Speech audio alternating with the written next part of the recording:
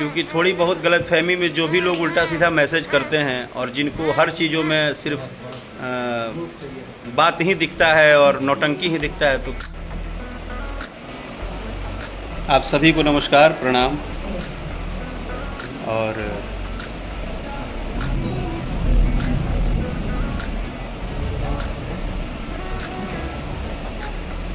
सबसे पहले तो जो भी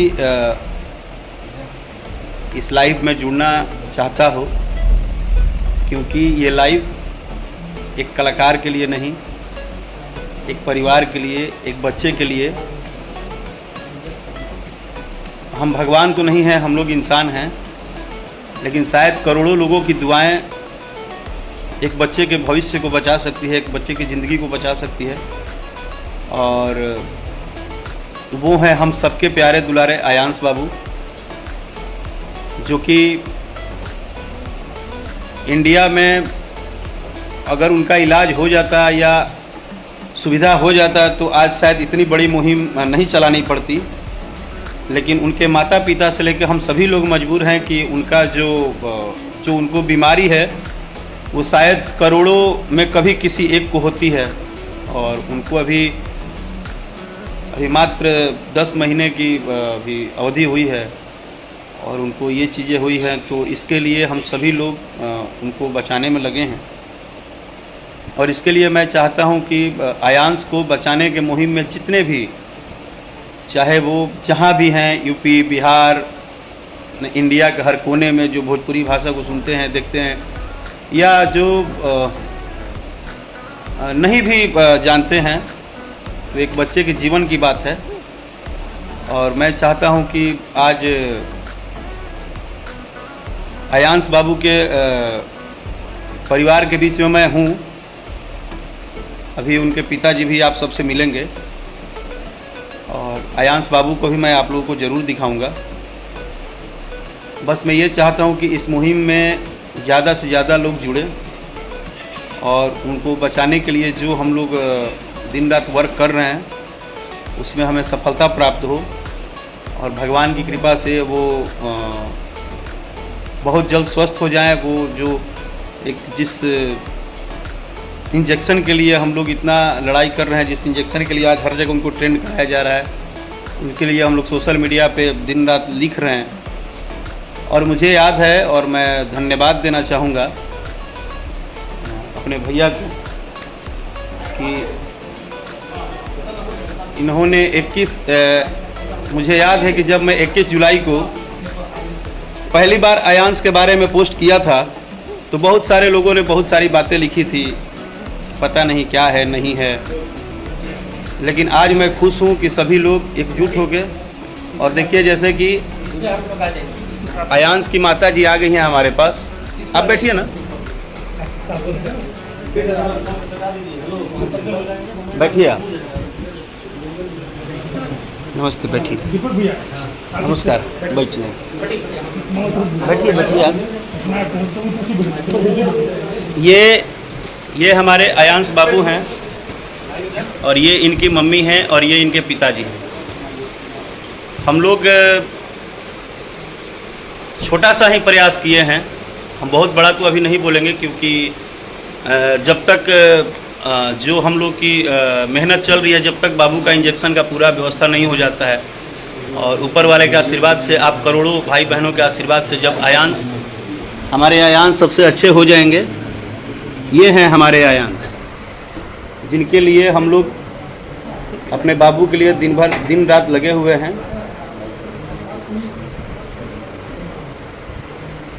और जैसे कि मैंने बताया कि चीज़ें जो भी हों, हमको इसको आज पूरे भारत सरकार से लेकर, बिहार सरकार से लेकर हर जगह अपनी बात रखनी है।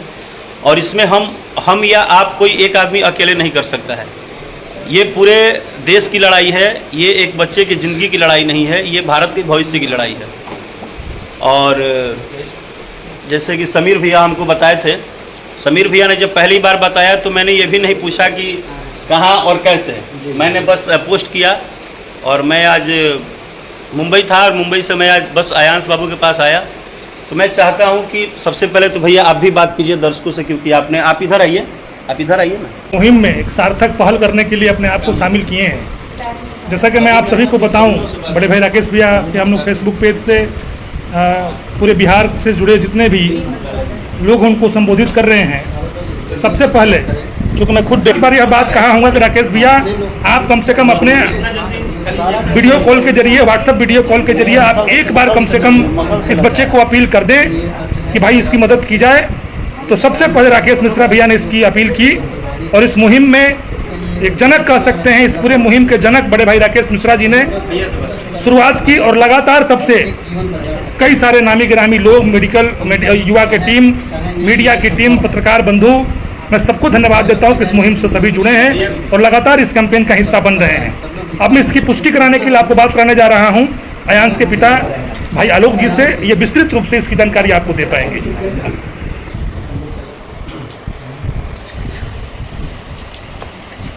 मैं आलोक कुमार सिंह, अयांश का मैं पिता हूं।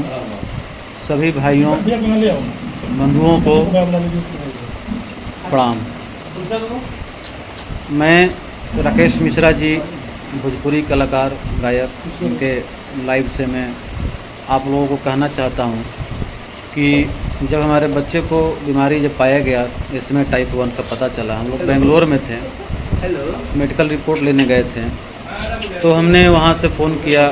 दीपक कुमार जो हमारे मित्र हैं, Ayush memorial public school Indrapuri के संचालक हैं, उनको मैंने बताई कि ऐसी ऐसी बात है, बहुत जानलेवा बीमारी है, घातक बीमारी है, इसमें कैसे क्या होगा, बिना सपोर्ट के हम अकेले कैसे कर पाएंगे। तो ये फिर अपने मित्र समीर कुमार, डेहरी विधानसभा के पूर्व प्रत्याशी, इनसे वो फिर मिले दीपक कुमार जी, और फिर ये दोनों भाई हमारे लिए लग गए और बिना हमसे पूछते भी नहीं थे, खुद से ही लग गए। और जहाँ इनका संपर्क था, जो भी कॉन्टैक्ट्स था, सभी जगह ये लोग अपना मेरा मैटर को शेयर करने लगे। और वहाँ शशि रंजन जी पत्रकार हैं हुरका के, उनके द्वारा दैनिक भास्कर में सबसे पहले खबर छपवाई गई, समीर भाई और दीपक कुमार जी के द्वारा।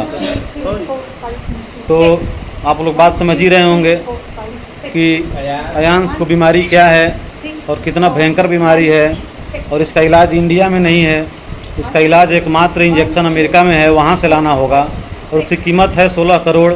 आप लोग सोच सकते हैं कि आप ही की तरह मैं भी हूँ, तो 16 करोड़ कहाँ से आएगा। मगर इधर 4-5 दिन से मैं देख रहा हूँ कि मेरे बच्चे को बचाने की मुहिम में पूरे बिहारवासी और देशवासी लगे हुए हैं और दिल से लगे हुए हैं। और मुझे लगता है कि बिहार के लोग इसको अपना आन बना लिए हैं और शान बना लिए हैं कि अयांश को बचा देना है, और अपनी ताकत दिखाना शुरू कर दिया है। मुझे महसूस हो रहा है कि 3 दिन में लगभग 1 करोड़ रुपए जमा हो चुके हैं। जिस तरह से अभियान चल रहा है, मुहिम चल रहा है, मुझे लगता है कि बहुत जल्दी ही हम लोग इंजेक्शन का कीमत 16 करोड़ पूरा कर लेंगे। उसके लिए सभी भाइयों को धन्यवाद। अब मैं आग्रह करूंगा बड़े भाई राकेश मिश्रा जी से कि आगे इनकी माता जी से बात कराएं। आप देख सकते हैं हमारे साथ बड़े भाई दीपक यादव जी भी हैं, दीपक कुमार जी, जिन्होंने सबसे पहले मुझे इसकी जानकारी दी, और तब मैंने बड़े भाई राकेश मिश्रा जी से आग्रह किया, और बिना किसी पुष्टि के, बिना किसी जांच पड़ताल के, केवल मेरे विश्वास पे, आग्रह पे इन्होंने सबसे पहला आपको पेज से अगर किसी ने अपील की है तो बड़े भाई राकेश मिश्रा जी ने किया, तब सब लोग जुड़े हैं। और मैं सभी लोग का धन्यवाद देता हूं जो इस मुहिम में 0.1% भी सहयोग दे रहे हैं। सब धन्यवाद के पात्र हैं, सबका मैं आभारी हूं। मैं चाहूँगा कि राकेश भैया विशेष बात करिए।